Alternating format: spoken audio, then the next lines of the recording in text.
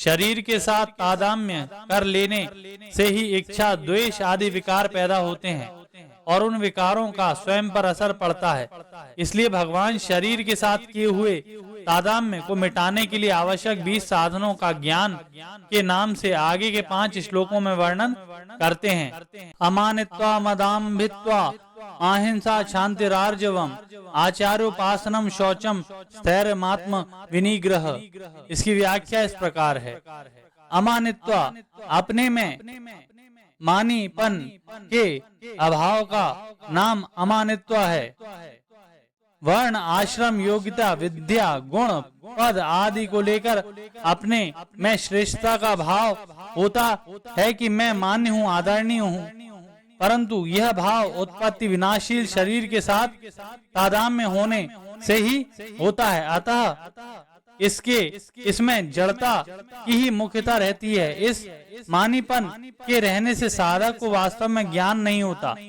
यह मानीपन साधक में जितना कम रहेगा उतना ही जड़ता का महत्व कम होगा। जड़ता का महत्व जितना कम होगा, जड़ता को लेकर अपने में मानीपन का भाव भी उतना ही कम होगा और साधक उतना ही चिन्मयता की तरफ तेजी से लगेगा। जब साधक खुद बड़ा बन जाता है तब उसमें मानीपन आ जाता है। अतः साधक को चाहिए कि जो श्रेष्ठ पुरुष है, साधन में अपने से बड़े हैं, तत्वज्ञ हैं, उनका संग करें, उनके पास में रहें, उनके अनुकूल बन जाए। इससे मानीपन दूर हो जाता है। इतना ही नहीं, उनके संग से बहुत से दोष सुगमता पूर्वक दूर हो जाते हैं। गोस्वामी तुलसीदास जी कहते हैं, सबही मान प्रद आपुन अमानी, अर्थात संत सभी को मान देने वाले और स्वयं अमानी मान पाने की इच्छा से रहित होते हैं। इसी तरह साधक को भी मानीपन दूर करने के लिए सदा दूसरों को मान आदर सत्कार बढ़ाई आदि देने का स्वभाव बनाना चाहिए। ऐसा स्वभाव तभी बन सकता है जब वह दूसरों को किसी न किसी दृष्टि से अपने में श्रेष्ठ माने।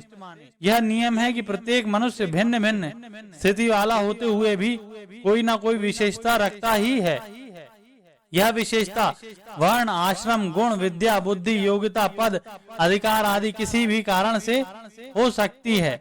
अतः साधक को चाहिए कि वह दूसरों की विशेषता की तरफ दृष्टि रखकर उनका सदा सम्मान करे। इस प्रकार दूसरों को मान देने का भीतर से स्वभाव बन जाने से स्वयं मान पाने की इच्छा का स्वतः अभाव होता चला जाता है। हाँ, दूसरों को मान देते समय साधक का उद्देश्य अपने में मानीपन मिटाने का होना चाहिए, बदले में दूसरों से मान पाने का नहीं।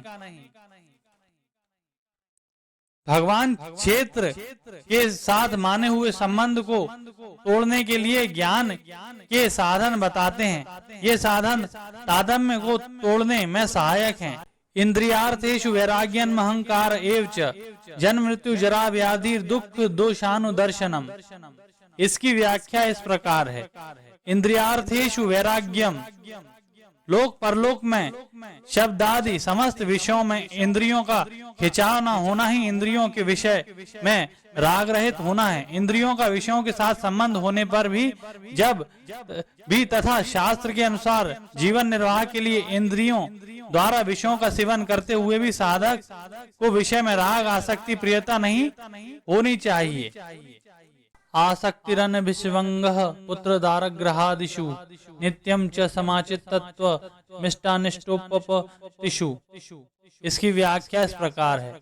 आसक्ति उत्पन्न होने वाली सांसारिक वस्तु व्यक्ति घटना परिस्थिति आदि में जो प्रियता है उसको शक्ति कहते हैं। उस शक्ति से रहित होने का नाम आसक्ति है। संसार वस्तुओं व्यक्तियों आदि से सुख लेने की इच्छा से, सुख की आशा से और सुख के भोग से ही मनुष्य की उसमें आसक्ति प्रियता होती है। कारण कि मनुष्य को संयोग के सिवाय सुख नहीं दिखता, इसलिए उसको संयोग जन्य सुख प्रिय लगता है, परंतु वास्तविक सुख संयोग के वियोग से होता है। इसलिए साधक के लिए सांसारिक आसक्ति का त्याग करना बहुत आवश्यक है। मई चानन्य योगिन भक्ति रव्य विचारिणी विविक्त देश सेवित्व मरतिर्जन संसदी। इसकी व्याख्या इस प्रकार है। मई चानन्य योगेन भक्ति रव्य विचारिणी। संसार का आश्रय लेने के कारण साधक का देह अभिमान बना रहता है। यह देहाभिमान अव्यक्त के ज्ञान में प्रधान बाधा है। इसको दूर करने के लिए भगवान यहाँ तत्व ज्ञान का उपदेश रखकर अनन्य योग द्वारा अपनी अव्यभिचारिणी भक्ति करने का साधन बता रहे हैं। तात्पर्य है कि भक्ति रूप साधन से ही देहाभिमान सुगमता पूर्वक दूर हो सकता है।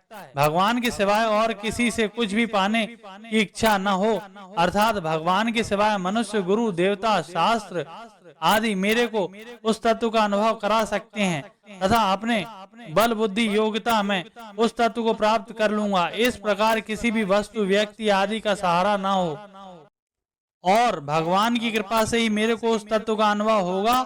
इस प्रकार केवल भगवान का ही सहारा हो, यह भगवान में अनन्य योग होना है। अपना संबंध केवल भगवान के साथ ही हो, दूसरे किसी के साथ किंचित मात्र भी अपना संबंध ना हो। यह भगवान में अव्यभिचारिणी भक्ति होना है। आध्यात्म ज्ञान नित्यत्वम तत्व ज्ञानार्थ दर्शनम एतत् ज्ञानमिति प्रोक्त ज्ञानम यदयोन्यथा। इसकी व्याख्या इस प्रकार है। आध्यात्म ज्ञान नित्यत्वम संपूर्ण शास्त्रों का तात्पर्य मनुष्य को परमात्मा की तरफ लगाने में, परमात्मा प्राप्ति कराने में है। ऐसा निश्चय करने के बाद परमात्मा तत्व जितना समझ में आया है उसका मनन करें। युक्ति प्रयुक्ति से देखा जाए तो परमात्मा तत्व भाव रूप से पहले भी था, अभी भी है और आगे भी रहेगा। परंतु संसार पहले भी नहीं था और आगे भी नहीं रहेगा और अभी भी प्रतिक्षण अभाव में जा रहा है। संसार की तो उत्पत्ति और विनाश होना है, पर उसका जो आधार प्रकाशक है वह परमात्मा तत्व नित्य निरंतर रहता है। उस परमात्मा तत्व के सिवाय संसार की स्वतंत्र सत्ता है ही नहीं। परमात्मा की सत्ता से ही संसार सत्ता वाला दिखता है। इस प्रकार संसार की स्वतंत्र सत्ता के अभाव का और परमात्मा की सत्ता का नित्य निरंतर मनन करते रहना अध्यात्म ज्ञान नित्यत्वम है।